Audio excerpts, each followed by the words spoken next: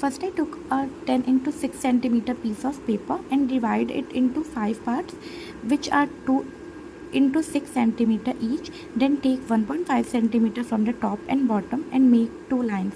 Now cut the line area shown in the video using a knife. Don't use scissors.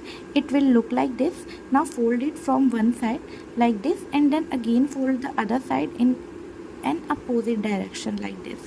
Now it will look like this. Let's cut 4 strips with sizes 11 into 1.5 centimeter and 11 into 1.2 centimeter and stick 2 from those on both sides of the cards. Cut one more rectangle with size 5.5 into 2.5 centimeter. Now stick the other remaining 2 strips on top and bottom of the card. Also stick the last rectangle in between.